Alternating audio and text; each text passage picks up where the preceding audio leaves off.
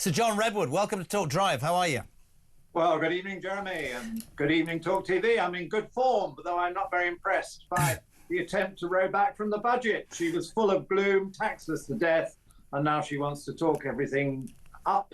But I don't think we're going to be seeing diggers going into Heathrow this Parliament. Well, I think it's going to take a long time to get that train all the way to Cambridge. I've got so much to talk to you about. Let's start with Rachel Reeves and watch John Redwood's face as I tell him that I now call her Richard III. Check the haircut and go online. You'll know what I mean.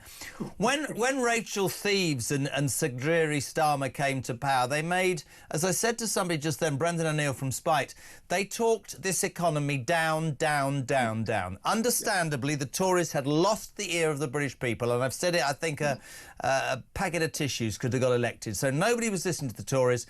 They came and they didn't say anything, but they spent the first few weeks and months saying it's dreary, it's miserable. The facts are our economy was doing quite well in the G7 and in the world in general. As a result of that, it flatlined. Then we had this ridiculous budget that said to businesses, we're interested in growth, but we're going to tax you and screw you over, small, medium and even large businesses. We're going to bring in workers' rights that basically, you know, are so ludicrous that it's not going to create any form of success in business and finance. And they wondered why it didn't get any better. And then we fast forward to today, because this is relaunch 1085 in the short space of 8 months. They're invoking the spirit of the late, great Margaret Thatcher by apparently setting up another quango to look into how to destroy red tape. But she stands there and says, we're going to be the best in the world. We're going to build this infrastructure. We're going to have a Silicon Valley between Oxford and Cambridge. We're going to have a runway. And there's no sign of Ed Miliband, because that's against his net zero targets. And Khan's already come out, the horrible mayor of London, and said, I'm taking them on. This is going to destroy us with noise and air pollution. They are an unmitigated mess. As a government, in my humble opinion, it's all about reaction. There's no proaction and there's no plan. What do you think, Sir John Redwood? Well, I quite agree. I mean, I advised Margaret Thatcher and knew her very well, and I can assure you, Keir Starmer and Rachel Reeves are no Margaret Thatcher. They are the opposite. They flip-flop, they're gloomy, they're anti-growth, and they seem to be people with a big downer on anybody with enterprise and creativity and energy. Anybody who starts to make any money, tax them. Rich people come in from abroad, but let's tax them out of the country. We want to get rid of them because then our equality figures will look better.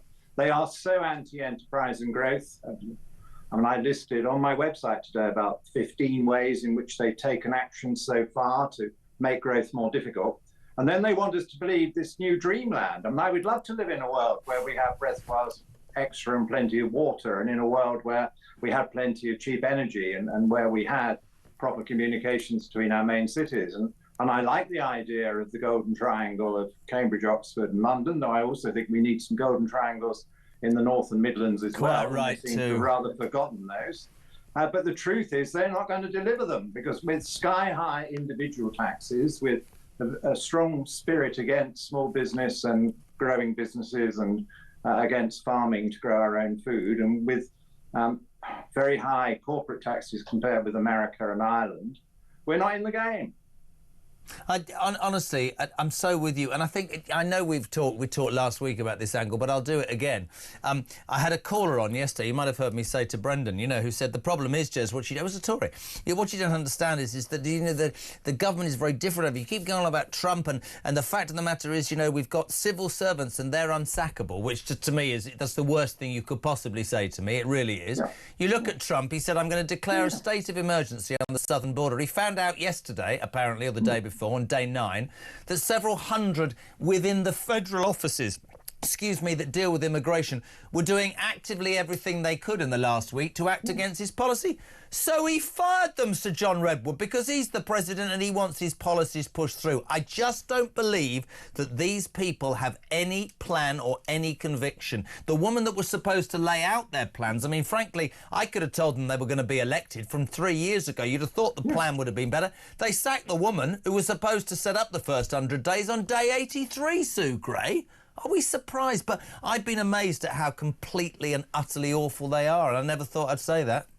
Well, I've been amazed too, because I want our country to be better governed, and I accept the Tories didn't get some crucial things right. They allow far too much immigration, which caused all sorts of shortages and problems, and they allowed a big inflation. I think that was more Bank of England than the government, but the government has to take the hit. They're ultimately responsible. They could have moved in and done something about it.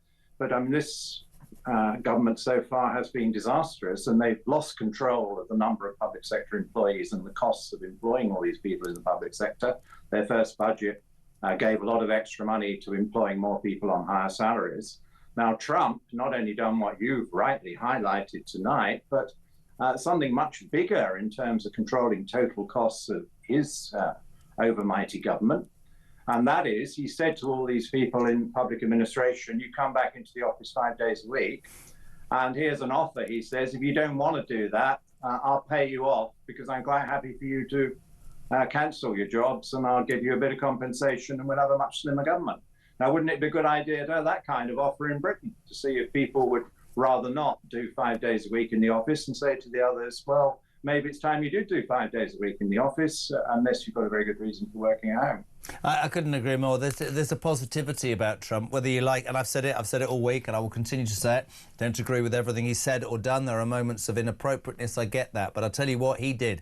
He said, vote for me, this is what I believe in, and they voted, and he started it on day one, and that, I think, is the glaring difference. Few other subjects, if you don't mind. I'm really interested on this. The Labour Party continue to astonish me on a daily basis, Sir John. They don't seem to listen to anybody. This will probably go under the radar. This will just never leave them. The Labour Party is considering forcing households that only watch Netflix to still pay the BBC licence fee. That, to me, is unimaginable, and will be... It's a complete disgrace. And, you know, I've sent them plans about how you could neutralise the BBC and how you could spin off non-UK BBC Global, and get it to raise some serious capital in the private markets and be a challenger to Netflix and Disney and the other American greats. But they have no idea how far ahead the United States of America is, how these big American corporations are churning out so much media that people want to watch.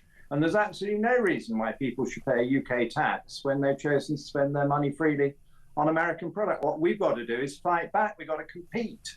And the BBC is standing in the way of doing that because it has this enormous BBC International branch that is absolutely tiny and cannot get purchased despite having favoured access to all the BBC material. Completely agree.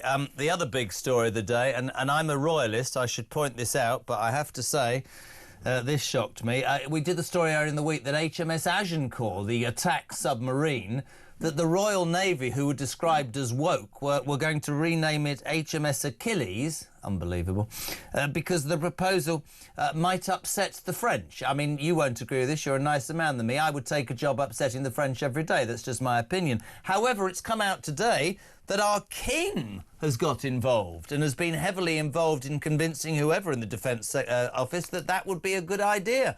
I put this to you, Sir John Redwood, and I'm a royalist, I say that. Is our King turning woke? Has he always been woke? What's going on? I have no idea, and I don't know the rights and wrongs of that, and I don't want to criticise the King, but I do want to criticise the government because they ultimately took this decision, and it is pathetic that they think this matters and that they think we should choose a name like Achilles, and everybody associates Achilles with Achilles' heel. Well, I think this decision is their Achilles' heel. It looks so pathetic, and we've had HMS Agincourt as a name before. It's a glorious battle in our military past. It is a military asset. I see absolutely nothing wrong with having that. Other nations do the same thing with their own triumphs in arms. We're going to have to change the name of London Waterloo. What are we going to do? That'll upset the French as well, won't it?